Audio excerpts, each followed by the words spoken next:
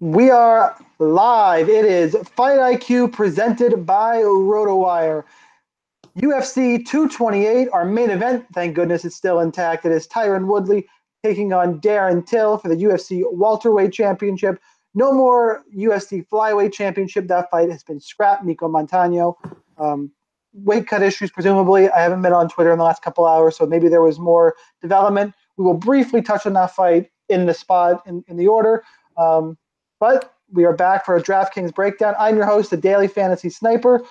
With me, as always, is Joe, Sun-Tzu, and Chris from RotoWire, at Real Chris Olsen, at Sun-Tzu, at the DFS Sniper with one S. Guys, you looking forward to this card? Yes, and oh, by the way, Sean, I don't know if you saw it, but Dana White vacated the flyweight title. I have not seen that. Yes. Yeah, he vacated it. So apparently he was not happy with Ms. Montano. So he vacated the title and stated that Val would fight for that with an unnamed opponent at a future date. See, I was really hoping they were going to have Andrade or Tatiana Suarez step up, but it's a big risk for both of them. They are strawweights, and a bigger risk for Tatiana. I mean, Andrade has fought at 135, so right. But even so, a risk for her when she's in line for the next title shot at strawweight. So we'll put that one to the side. That would have been interesting for DraftKings. I think a lot of people are on Montano as a punt, and now I think a lot of that money is going to go towards Kovalevich, and we will get there. But we'll give Chris a chance to intro himself. How has your week been, Chris? You got any hot takes, or me and Joe are going to harass you this week? Oh, I mean, I live for that stuff, so it's coming. But as far as the card in general goes, there are fights in general I'm looking forward to, but overall, I don't know. This seems kind of like a sort of like a stars and scrubs card to me. I'm a little more interested in the main event than I think a lot of people are, just going by Twitter. But I don't know. I guess we'll see. We'll see what our takes are when we get there. By the way, Chris, is that an aqua blue velour V-neck shirt that you're wearing there? I mean, yeah, this is my robin's egg blue V-neck, and I pull it out for special occasions, and what could be more special? So shoot, the 80s called, and they want their shirt back. I mean, the robin's egg blue is designed to keep you calm, Joe. So let's. That's right. Yes. I don't know if it's going to work. I doubt that. Yeah. Before we get into the fights, as I mentioned, this podcast is brought to you by RotoWire. Make sure to go to rotowire.com/free. Check out all their usually paid content free for 10 days, no credit card required. Again, rotowire.com/free. All the daily stuff that they have you covered with, especially with football starting. They have daily content as well. Their MMA optimizer is in beta, so they have that going. Check out all the great stuff at RotoWire. I want to thank them for having us on. And we're still going to harass you every week to get us on Sirius. Oh, also, real quick, Sean, there is actually a voice pod under the MMA content that was done by Jake and John. They went through the card. Obviously, not as knowledgeable as us, but they did give a shout out to Fight IQ. Wow. So yeah, I don't know. Well, that tells you didn't listen to it. Bad, Chris. I actually listened to it. It's like a 40-minute, voice pod. So I encourage people to, in all seriousness, I encourage people to go listen to that as well. And we are on that iTunes stream as well. If you're listening there, we record these Fridays, usually at 8 o'clock. Jump on YouTube where we stream these live. Ask us questions. I just ask for some in the YouTube chat now. Love to have them. There's usually some good banter back and forth in there. I think we've done a pretty good job introing. Guys, let's get to some fights. And this first one I'm actually really interested in. It is Jared Brooks, 9,000, coming in on short notice. He replaced Ryan Benoit. He takes on Roberto Sanchez at 7,200. And why this is interesting, to me, people don't like playing the first fight of the card. You're afraid you're going to lose and all your money's gone. To me, this is a great GPP fight. Before I get into that, I should mention the odds on this fight. Jared Brooks is a minus 200 favorite, which I feel like did open higher. It opened at minus 245. He's down to minus 200. The comeback on Roberto Sanchez plus 185. Look, people are afraid of Brooks because he knocked himself out in his last fight with that slam. He's a relentless wrestler. He's in his fights should usually score well on DraftKings. On the other end, you got Roberto Sanchez, who's a submission specialist. Brooks you would think is going to get this fight to the ground, and that makes Sanchez a live dog on the ground. Unfortunately, Sanchez has terrible striking, and for what it's worth, Brooks, while he's usually undersized, did hurt Shorty Torres in the feet in their last fight. Granted, everyone hurt Shorty Torres in the feet. Either way, I like this fight because there's some uncertainty, but I think whoever wins is going to score highly. I think Brooks is going to go under own for that top range, and I think Sanchez is a viable high-ceiling punt. In terms of the fight pick, I always like the BJJ guys, and really, you're hurting for value on this card, so I can't tell if my pick is Roberto Sanchez or just need him to win because I have him in a fair amount of lineups. Smart pick's probably Brooks in the wrestling, but Sanchez is a very live dog. Start with Joe this week. We'll start with Mr. Narrative. What do you got? Okay, so it's great because there is some narrative on this fight, and when the good news to my being incredibly busy with my day job this week is that I have not created a lot of lineups. So that means I don't have as many lineups to change with the cancellation of the co-main event. But I did find myself, interestingly enough, earlier in the week having a fair number of lineups that tied Val and Roberto Sanchez together, which was kind of interesting. Now, as the week progressed, and I've kind of done a lot more research, and my research is generally done late. Like I do a lot of my research. I listen to pods all week, but like my hardcore research is typically Thursday, Friday. You know, a couple of things have come to light. Now, obviously, Brooks is a short notice replacement here. And since I am Mr. Narrative, the one thing that concerns me a little bit about Sanchez and is making me a bit colder on him as a play is that he is a part-time fighter that does one thing well. And by part-time, I mean he works, as many others do, a day job. But his plan is not to like win enough money so that he could dump his day job and train full-time to be a UFC fighter. He has no intention of ever leaving his day job. So he is a part-time fighter who is a BJJ specialist. That's it. Now, you know, Brooks, to the best of my knowledge, is a full-time fighter. Maybe doesn't have the highest fight IQ. But what he did and his win, I'm going to say loss win because he probably should have won. But his loss against Figueiredo in Brazil now looks so much better based on what we've seen from, you know, Davis and Figueroa. So I'm, you know, look, I get wanting Sanchez to win, and I am going to have some exposure to him. But with Val falling out and Brooks being in that upper range, at 9K, at that 9K price, I'm probably going to have more Brooks than I would have had, you know, had Val been an option. So I'm going to pick Brooks to win, but I get what you're saying about Sanchez. Chris, what do you got on this one? Yeah, I mean, I hated when Benoit fell out because I think Benoit's bring up takedowns, and so I think Sanchez would have a better better opportunity for top control. But having said that, I mean, Brooks has been taken down in every one of his UFC fights. Not that he's easy to get down. He tends to keep distance and move in and out very well. I like Sanchez quite a bit as a fighter. I think not only is he a good BJJ guy, but he showed off some impressive wrestling in his last fight too.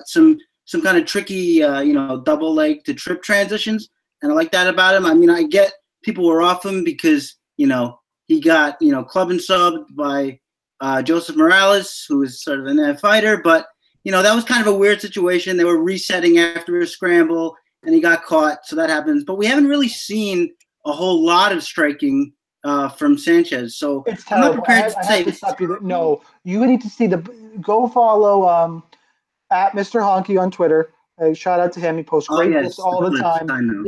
The goal find of Roberto Sanchez shadow boxing for a regional fight. It's bleeping pathetic. It's not good. I'll take your word for that. That's fine. But regardless, I think. So you're telling me it's Rousey level? Is that what you're saying? It's Rousey level? Rousey's might be better, at least for the shadow boxing that I saw.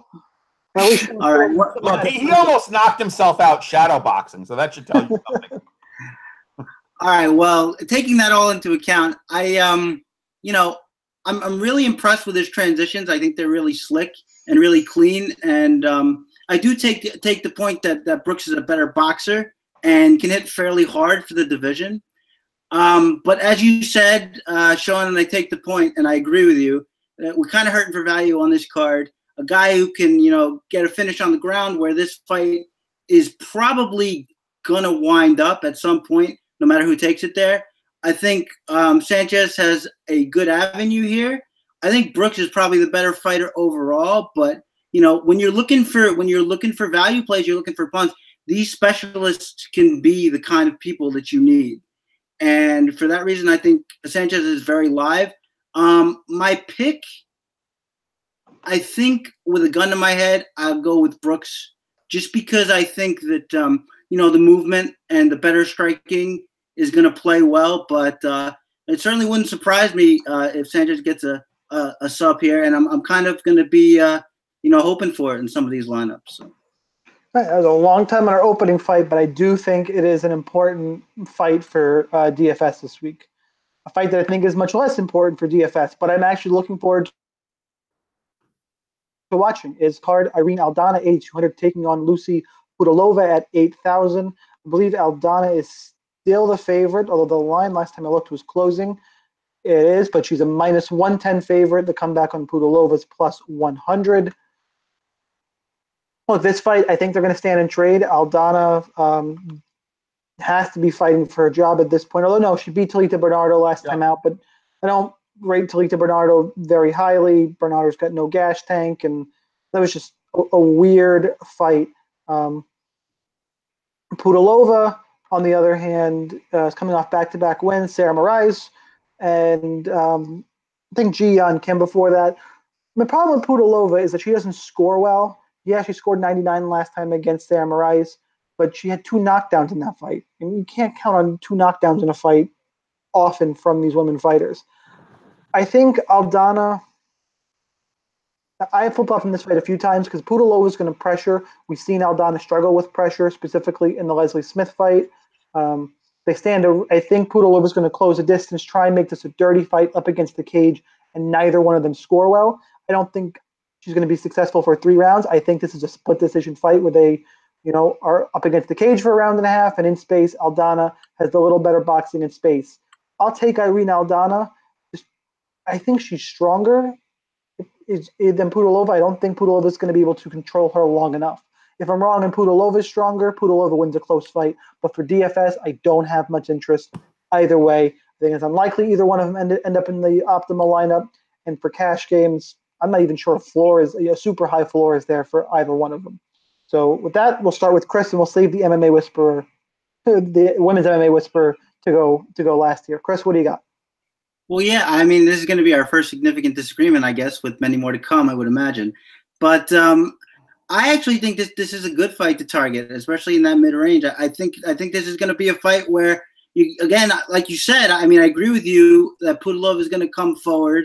And I also agree that Aldana had shown problems with pressure. In fact, I was gonna reference the Leslie Smith fight specifically, but I think that you're gonna get a lot of standing and trading here. I think that's sort of how Pudilova's gonna close the distance and be on the cage. Huh? You don't think Pudilová, her game plan is going to be not to stand and trade? I think Pudilova's game plan is going to be to clinch up against the fence. Do you just disagree with that? Which is fine. Is that how you see her winning, just out in space? That might be her game plan, but I don't think that I think that Aldana is going to kind of make her fight like that, and I think that she wants to. I think that she wants to throw hands. I think that we saw that in the Moraes fight. I think we saw a lot of good work. We saw a lot of better work from her than we saw in her first fight there.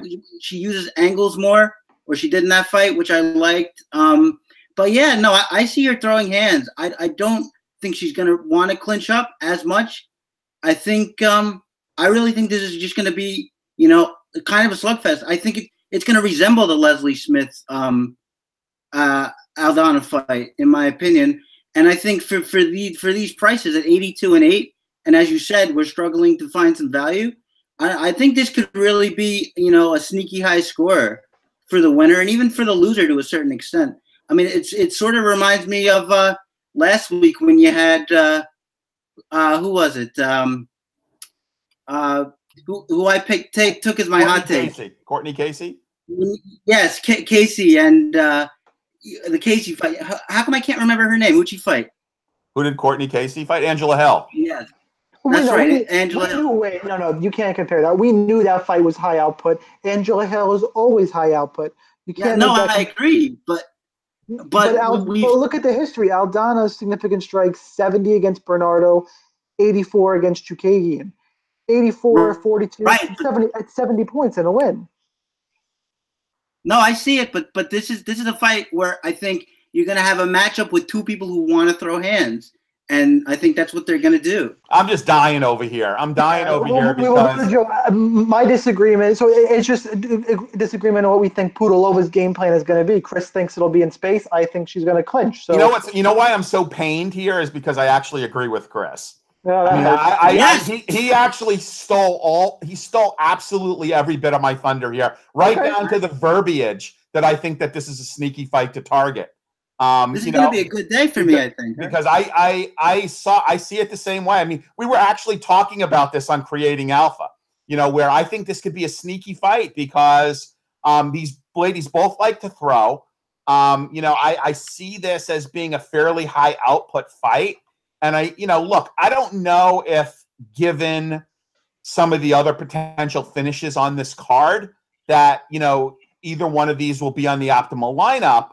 But I certainly see getting 10x or maybe more, in a win. I think these women are just going to trade.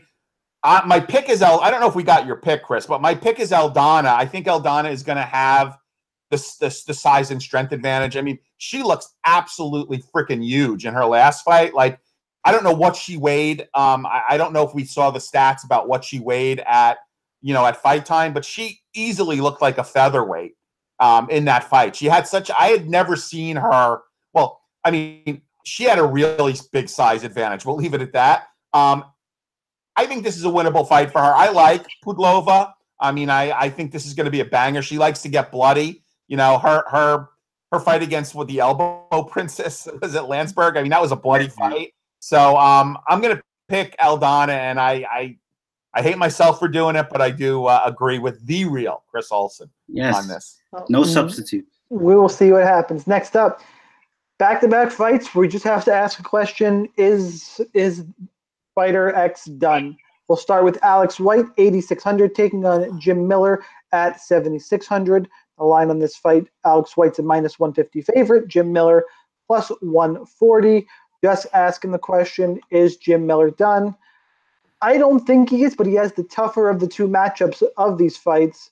Jim Miller's knocked out in his last fight against Dan Hooker. Before that, he went to decision. Granted, they were decision losses against Francisco Trinaldo, who hits freaking hard, by the way. Anthony Pettis, Dustin Poirier. All those were decision.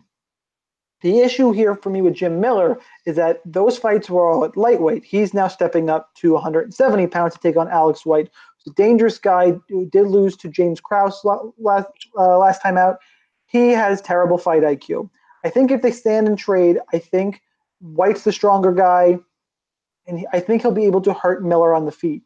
Miller, though, has the veteran savvy and probably has the advantage on the ground in this one. Actually, I would say definitely has the advantage on the ground. How much do you trust Jim Miller? I'll fit him into some lineups because, again, it's one of those dogs who I think can win his fight. Alex White, for me, is just really hard to trust because he's so stupid in the cage. I guess I'll take Jim Miller to get an upset. I'm not sure how highly he's even going to score and win, though. I think if he wins, it's at-range decision type of thing, or maybe a couple takedowns and some control. I don't think he finds a sub in this one against the bigger, stronger Alex White. So give me Jim Miller in a decision. Joe, what do you have for this one? So this is dog or pass for me. I mean, what I find interesting, and again, I don't want to make light of this because I don't know if it was a suicide attempt, if it was a dare, or simply developing an affinity for it. But Alex White like had some physical problems due to drinking gasoline as a child. I don't know if you guys had heard this or not? No. This is yeah. This is really weird. Like I said, so I don't want to make light of it. If he was doing it for, to commit suicide. If he was just being a stupid kid, then okay. But I think Jim Miller has got to be smart enough to realize that his only path to victory is chain wrestling here. I mean, look, he took Hooker down. He couldn't hold him down, but he took Hooker down.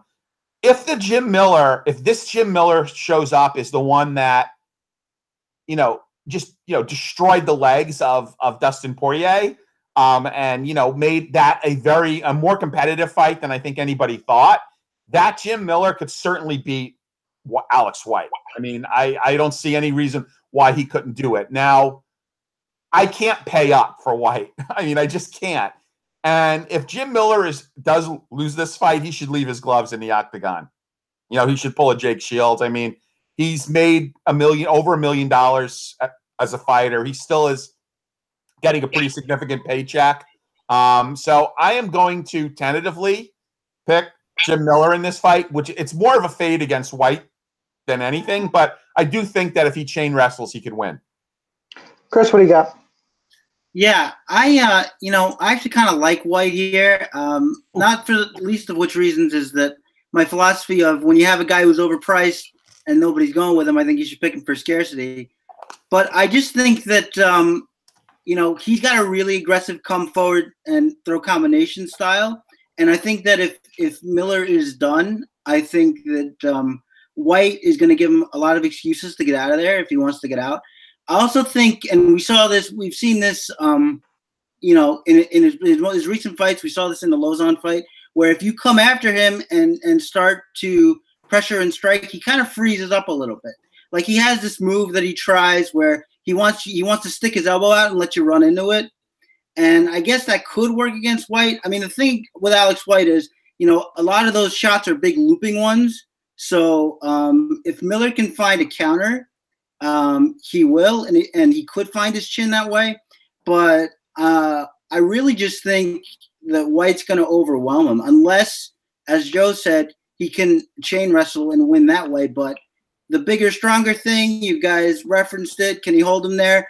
I don't know. I mean, the question is, when do we see a guy like Jim Miller go from, a guy like this to a guy like Mike Pyle, where he's just getting knocked out every fight? And, it hasn't started to happen yet, but eventually that dam's going to break. And if you think it's this fight, I think Alex White can make a super good contrarian play.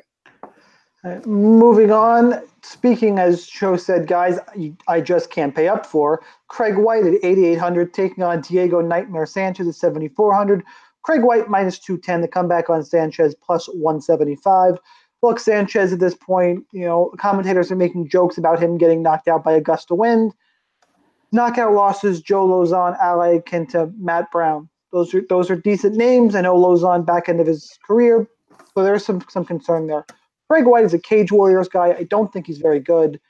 Kissed Diego Sanchez on the nose at weigh-ins today. That was weird. Look, skill for skill, Sanchez is the better fighter. It's how shot is his chin and can White knock him out. I mean, have some shares of White in GPP, I guess, in case he could score 100 points with the first round knockout. Overall, though, I don't think he gets it unless Sanchez is totally shot, and then I think Sanchez can wrestle and really, have some effective moments in this fight, and then I hope he retires right afterwards, just like Jim Miller if he were to lose. Sanchez wins, he needs to step away. I like Sanchez as a value play. Chris, are you rostering the Nightmare? I think so, as much as it, makes me kind of queasy a little bit. Craig White is just a weird fighter. I mean, his primary mode of offense is just trying to pull guard and put you in a triangle, and that's like his main offense is pulling guard. And I just don't really see him as an effective striker. I think that Diego Sanchez's pressure is going to be enough, and even if it's not, let's not forget it wasn't all that long ago where Diego Sanchez outgrappled Marcin Held.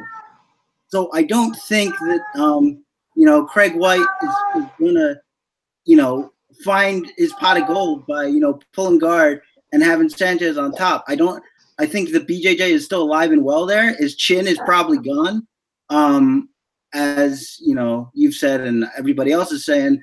But again, hurting for value, and this is a really good spot. Craig White can catch him with probably anything, and maybe put him in trouble. But for now, I'm gonna roster Diego and hold my breath a little bit, but I think it's gonna get there. Joe, what are you thinking? I'll make this pretty quick. I mean, I think the UFC brass got together and said, who can we put up against Diego where he has a better than average chance to win? And they said, let's give him a guy who's 19-8, who's been finished 8 times. It really comes down to how shot is Diego. I mean, if he is truly shot and he can get knocked over by a gust of wind, then I certainly see some advantages for why. I mean, look, he's really priced weirdly, so I don't know. Like, I think he could be an interesting play, but I probably will have more shares of Sanchez. Just based on my theory that, this is a fight that the UFC wants him to win. All right, next up, Charles Byrd, 8,900, taking on Darren Stewart at 7,300. Darren Stewart's the underdog at plus 165. Charles Byrd a minus 175 favorite. We'll look at the line history in this one. I think it's okay. It's widening a little bit. I was open up at minus 185 for Byrd. Byrd, I've heard a lot of buzz. People on Charles Byrd, they like him a lot. Look, he submitted a guy with absolutely no ground game last time out in John White, Mike Tyson Phillips. Like, the guy is bad. Darren Stewart, I get it. He got subbed by Carl Roberson. That was really, he got knocked down and then subbed. He had fights against Franco Marbojoso and that war with Julian Marquez where he got 4 takedowns. That was an issue where he just has poor fight IQ, I think, is what that displayed. Eric Spicely got a second round knockout there. I think Stewart is a live dog on this card. This is really Geoff Neal's first real UFC test. I think this fight should be lined a little closer. Neal is the prospect here. I really want to see what he can do against higher level competition. He had a fight on the Dana White Tuesday Night Contender show. No, we're talking Byrd here, aren't we? Isn't it Byrd versus? Oh, it is Byrd. No, yeah. I said Geoff Neal didn't. Yeah, Neal is Camacho. Yeah, Neal's Camacho. Byrd is the one who fought Phillips, though. Yeah, that's right. Slip of the tongue there. Which the next fight's a real fun one. Yeah. By the way, I think Stewart is live in this one. I'm not, I'm not as hyped up on Byrd as I've heard some people. I think Stewart is that $73, $74, $7,500 price range. That's where I'm going to be mixing and matching my dogs this week. And Darren Stewart falls right in that range just because I don't think he's as bad as the public perception. I think Byrd's the better prospect, probably the pick to win because I think Byrd has a better all-around game, but it's really, really close, and I think the line is just too wide. So the pick is Byrd, but give me Stewart for the value in this one. Joe? I am with you. I am with you. I looked at this, and I'm like, okay, Stewart looked pretty good in his last fight, albeit against Eric Spicely. I think Byrd has a little too much hype. I think the line is a bit wide. And what is he? Is he 7'2" or 7'3"? What is 7'3"? 7'3". So at 7'3", I definitely think he's worth a few shares. I will probably have more shares of Stewart than I will of Byrd. So I am going to go out on a limb here and pick Stewart. But I definitely think this fight is in play for DraftKings, for GPPs. Chris, what do you got? Yeah, I don't know. I kind of do think Stewart's as bad as everybody thinks he is. He showed me a little bit in his last fight. He was a little more patient. He actually showed that he knew how to use a jab a little bit.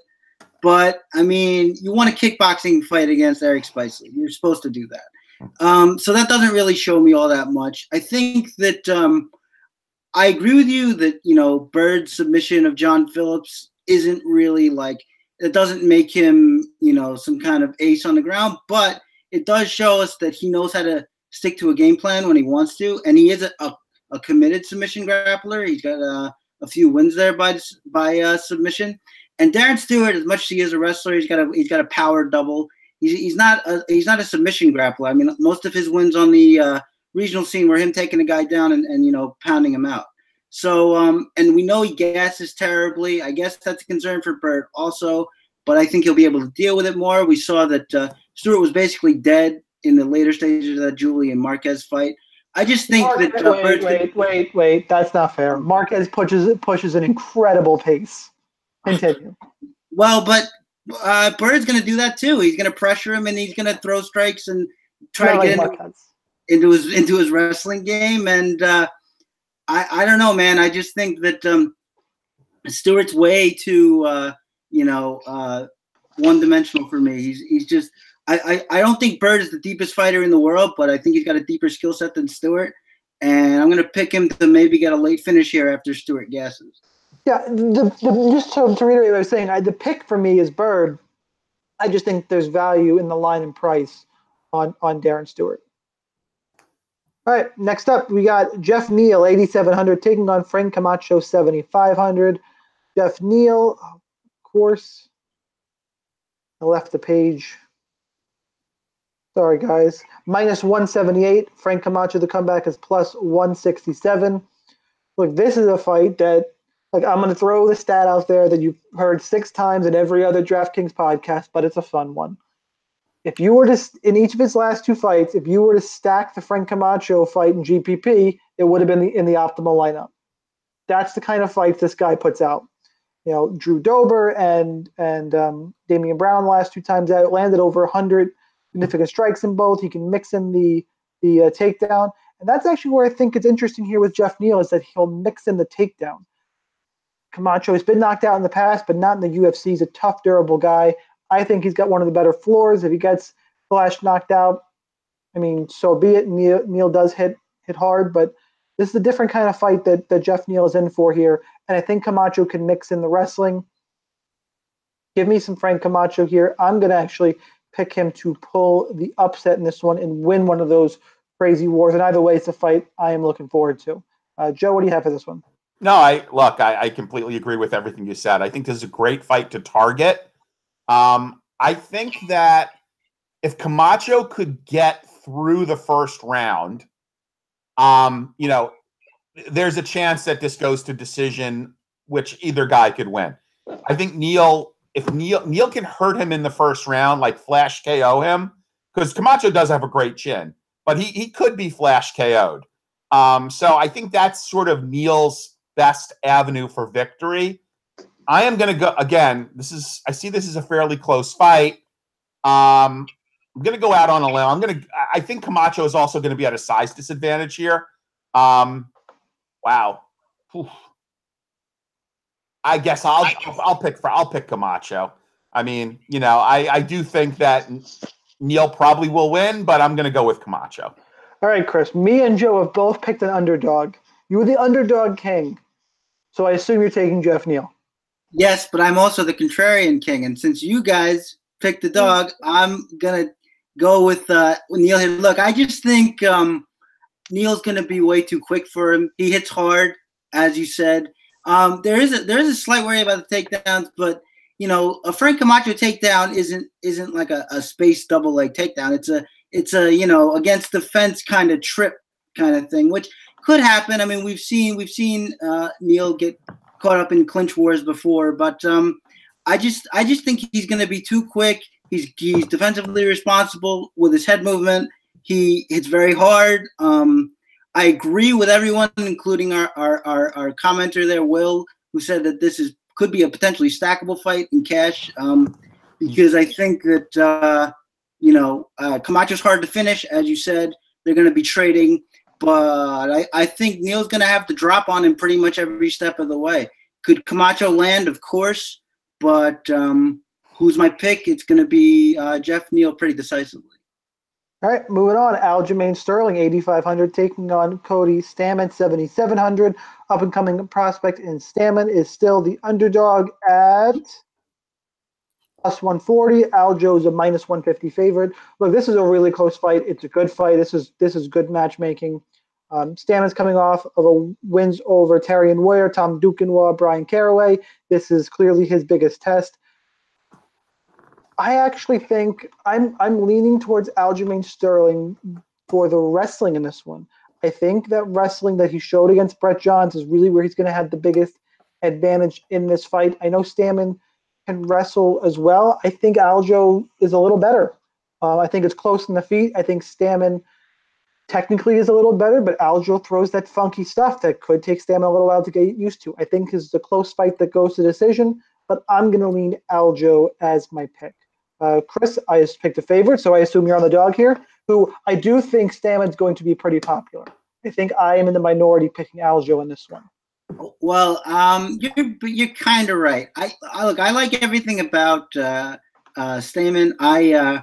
In the RotoWire picks before you guys came around here, I was the only one who picked him against Duquesnoy. In fact, little pat on the back for me there. But I like everything about his game. He's got a nice stiff jab.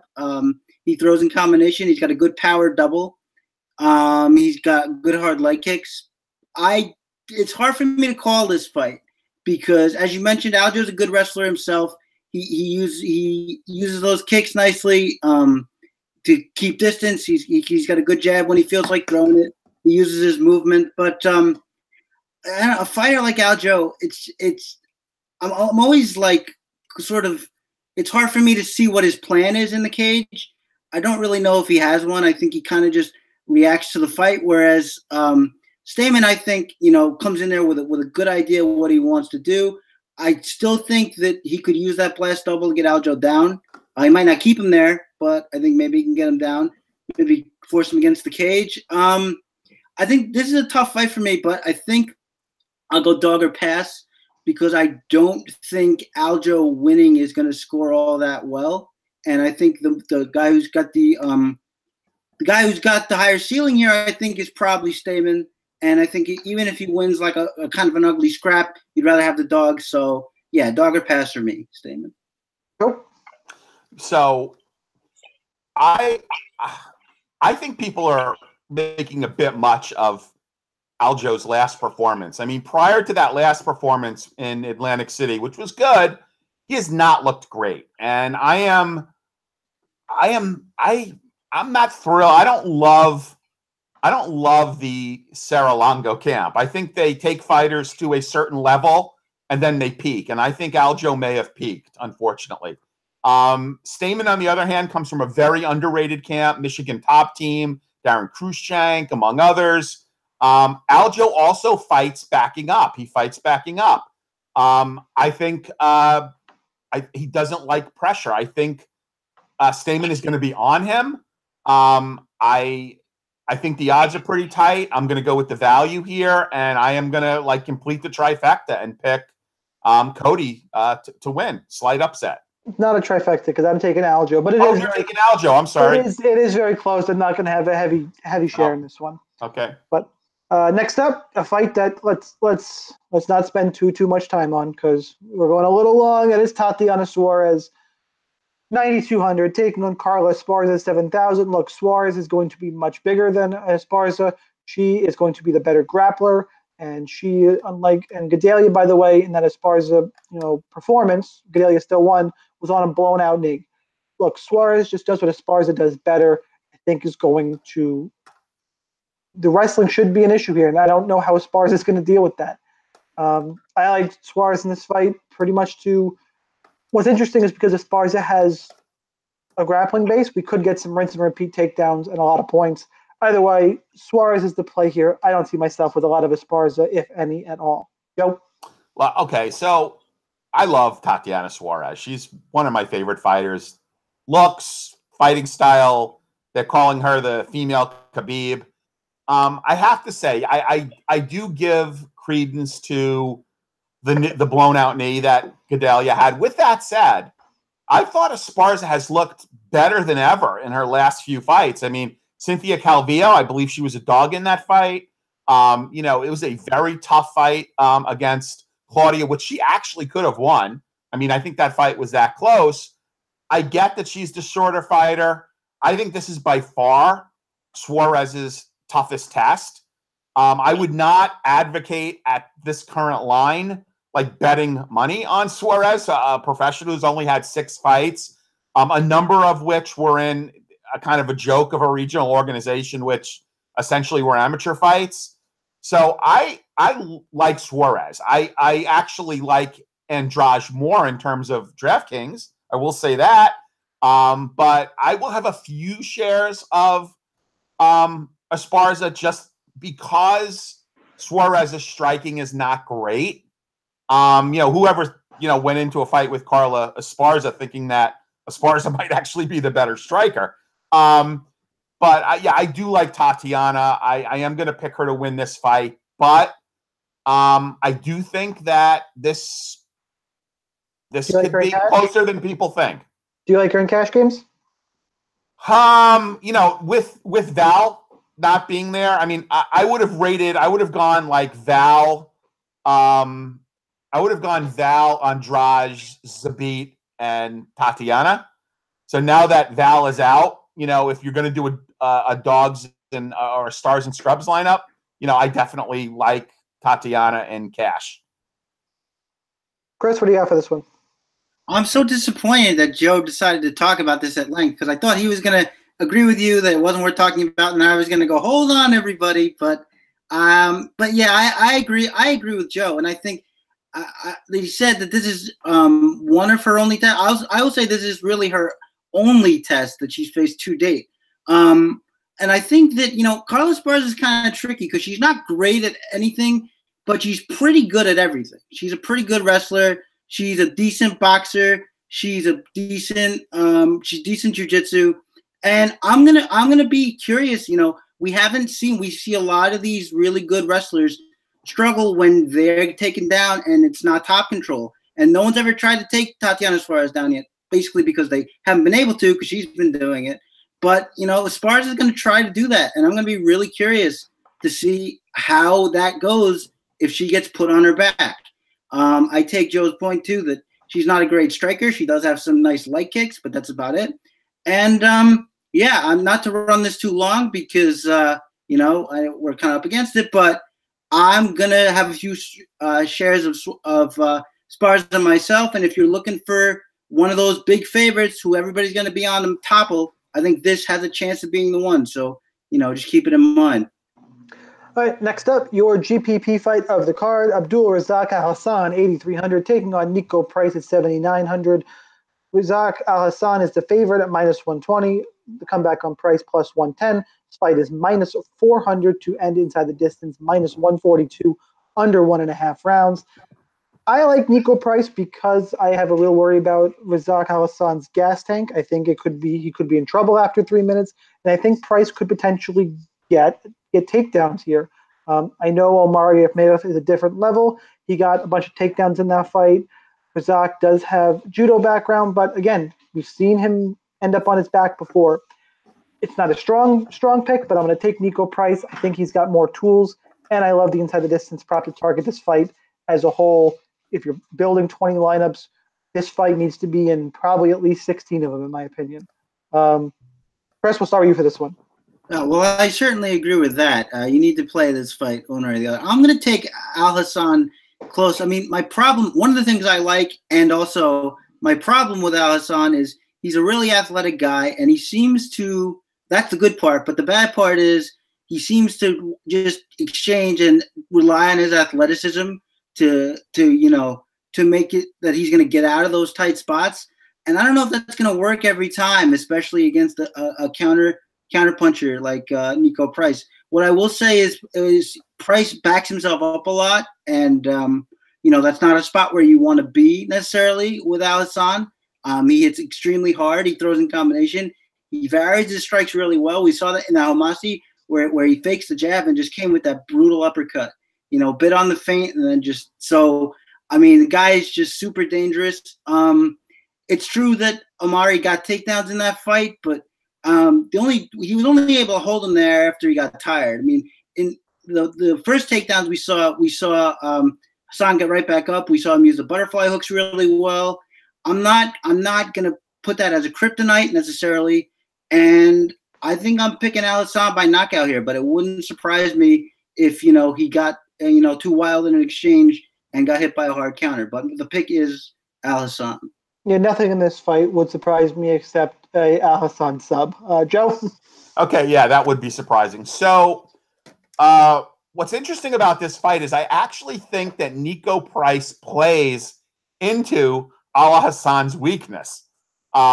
that, we have seen Price get hit and lit up early in fights. Like, we've seen that, and he always like seems to find a way. Like Morano hurt him. I mean, he seems to find a way to come back and win. So I think if Alhassan and he goes balls to the walls, that's his fighting style. Now, if he hurts Price, he could finish him early. Now, if Price survives the early carnage, Price could. I see Hassan early and Price late, and I think I'm going to go with the former. So my pick is Alhassan. Yeah, I agree with that. I think Price survives, but it's close. That really is the difference. Next up, a fight that I'm expecting one of you guys to say is sneaky for DraftKings, but I ain't going near it. Jimmie Rivera, 8,400, taking on John Dodson at 7,800. John Dodson is death to DFS, good fighter. Rivera is the favorite, -140. Dodson, the underdog, +130. Dodson does have some power, and you have to question Rivera's chin now after the Marlon Moraes knockout. That's the only angle I see on this one. Otherwise, it's going to be a fight. Rivera scores well on DraftKings when he does with his takedowns. Dodson has good takedown defense. It should be a typical Dodson fight out at range. I think Rivera still wins it with volume because Dodson's volume has slowed down. I think it's a close fight. It's with for DFS though. For me, it's a fade unless you want to take a couple shares of Dodson based on the Rivera chin. That's all I see this one. But for me, the pick is Rivera. Joe? Well, if there's any fight, worse than the main event for DraftKings, it's this fight. This fight absolutely is because at least Woodley could wrestle.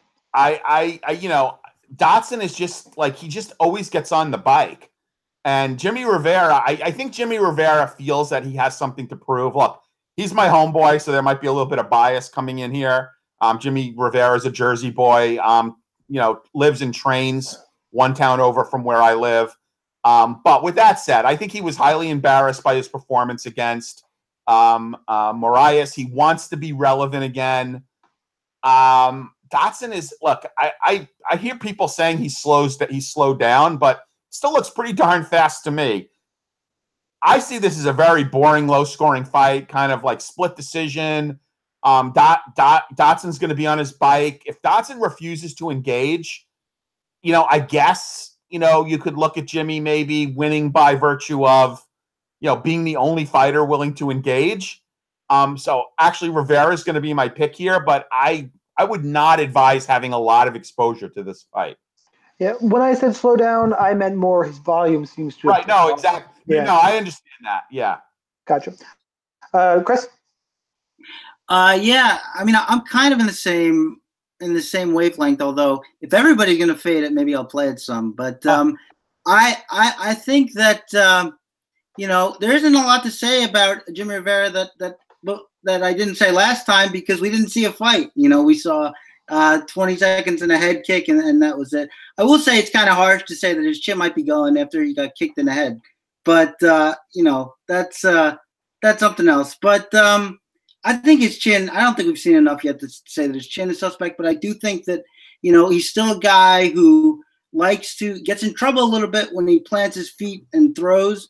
And I think Dodson is quick enough to maybe pick him off if he wants to do that. But other than that, I think this fight is basically going to be, as you said, you mentioned the excellent takedown defense. So if that's the case, I think it's going to be, Dodson giving a lot of ground. Basically what you've seen from Dodson in his last 3 or 4 fights, giving a lot of ground as Rivera chases him around. But I do think he can maybe win a points fight that way. But yeah, I mean, at the end of the day, I'm going to probably have to be fading, have to be dog or passing, and more passing than dog. Let's say that. All right, moving on. A fight that, please, can we skip this one? Zabit Magomedsharipov, 9,400, taking on Brandon Davis, who is accepting this fight on short notice. I give him credit for that. However, he's about to catch a beating. Zabit -1050, Brandon Davis +850. Play Zabit here. Brandon Davis is going to stand and trade. I think he'll make it. He'll be game. But Zabit just longer, has the grappling. Just Zabit's better. Play him wherever you can. Moving on for me. Chris, please don't tell me you're picking Brandon Davis. I'm not, but I do have to offer one small word of just to get somebody off like 100%. Like, I mean, he's too expensive for 100%. He definitely is too expensive for that. Well, yeah, I mean that's the case, but I mean just for the confidence level. I mean, we saw him, we saw him get tired in his last fight, and Brandon Davis, that's all he does is push a pace. That's all he's good at, is pushing the pace and not going away.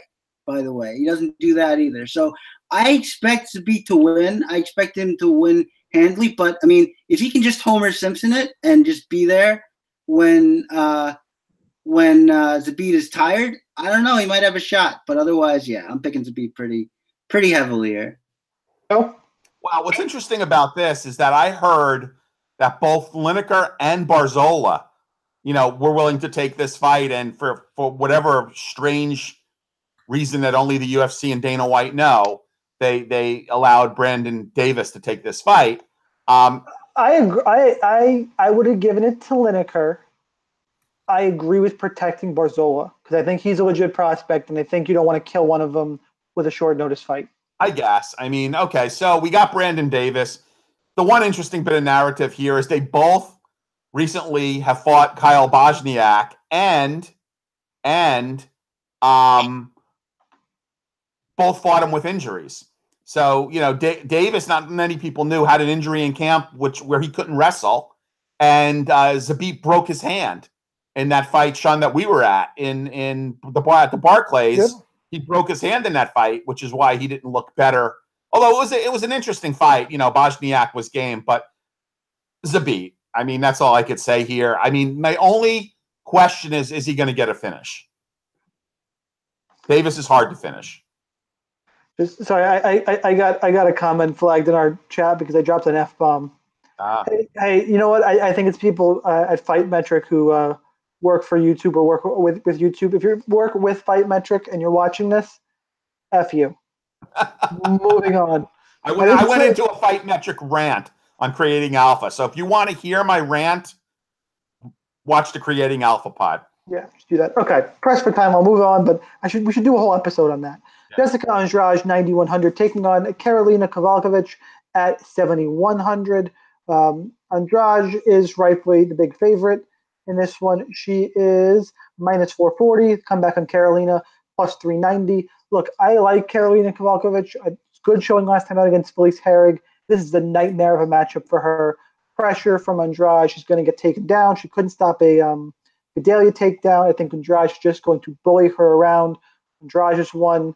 Rinse and repeat takedowns, could get a submission. This is just a terrible matchup for Karolina. I think Karolina's going to be a popular punt. I think people are going to go there. I don't see it. I like Andrade in this one, but I am seeing a lot of love for KK. Joe, is that love warranted? I think it's warranted if you lust after KK because she's already a winner in being the most bikini rockable fighter on this card. Thank you, KK, for posting those photos. Andrade is just a freak. She is a beast. She's going to pressure KK. I just don't see KK having much of a chance here. I would rank Esparza as having a better chance against Tatiana than KK. I'd have to say that Andrade is probably my favorite play on the card. Cash, GPPs, 9.1K. You save a few bucks from Zabit. You save a few bucks from Tatiana. I really do like Andrade here a lot. And as much as I don't want to see that pretty face get beat up, I just don't see KK having much of a chance here. Maybe she'll just get subbed. Chris? There you go. Yeah, I agree. Look, not only could she not stop a takedown from Vidalia, but it took her all of 40 seconds to sink in the rear naked choke. Yeah. So I think, like you're right, Sean, I think this is a nightmare matchup. I think Kowalkiewicz likes to come forward and be aggressive and control the space, but you're not going to beat Andrade doing that. She's the queen of that. That's what she does. Even if you have some early success against her, she just walks right through it like the Terminator and get you in takedowns and terrible positions, and she can lift you any which way and slam you down, and it's just a bad matchup. Yeah, I'm going Andrade, and she's one of my one of my favorite top plays.